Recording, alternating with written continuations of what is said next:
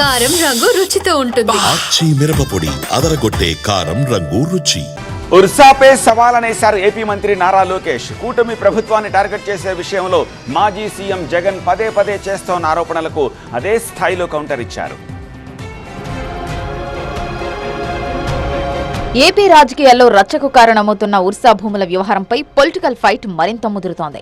అనేక అంశాల్లో అవినీతి జరుగుతోందంటూ కూటమి ప్రభుత్వాన్ని టార్గెట్ చేస్తున్న వైఎస్ జగన్ భూముల కేటాయింపు అంశంలోనూ చంద్రబాబు ప్రభుత్వం అవినీతికి పాల్పడుతోందని ఆరోపిస్తున్నారు.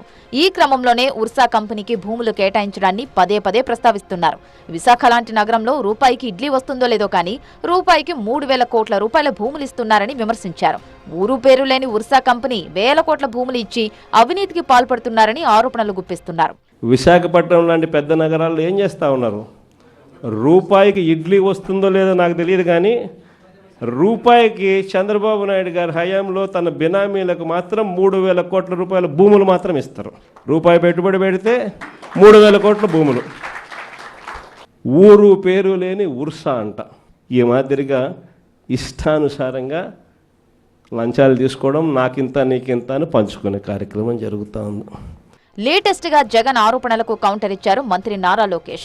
ఉర్సా కంపెనీకి తక్కువ రేటుకు భూములు ఇచ్చినట్టు చేస్తున్న ఆరోపణలు నిరూపిస్తే తన మంత్రి పదవికి రాజీనామా చేస్తానని ఎక్స్ వేదికగా సవాల్ విసిరారు. ఒకవేళ ఆ ఆరోపణలు తప్పని తేలితే రాష్ట్ర యువతకు జగన్ క్షమాపణ చెబితే చాలన్నారు. ఆరోపణలు చేయడం, పారిపోవడం జగన్ కు కొత్తేమీ కాదన్నారు.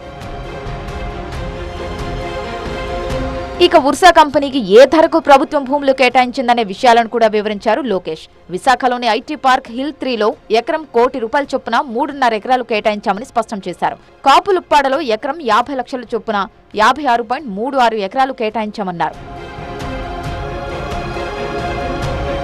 ఉర్సా భూముల విషయంలో వైసీపీ అధినేత పదే పదే విమర్శలు చేస్తుండటంతో ఈ అంశాన్ని సీరియస్ గా తీసుకుంది కూటమి సర్కార్. అందుకే ఈ అంశంపై కేవలం కౌంటర్ ఇవ్వడం కాకుండా మరోసారి ఈ విషయంలో వైసీపీ విమర్శలు చేయకుండా ఉండేలా ధీటైన జవాబివ్వాలని నిర్ణయించింది. అందుకే జగన్ ఆరోపణలు నిజమని నిరూపిస్తే తాను మంత్రి పదవికి రాజీనామా చేస్తానని లోకేష్ సవాల్ విసిరినట్టు కనిపిస్తోంది. మరి లోకేష్ సవాల్పై వైసీపీ నుంచి ఎలాంటి రియాక్షన్ ఉంటుందనేది ఆసక్తికరంగా మారింది.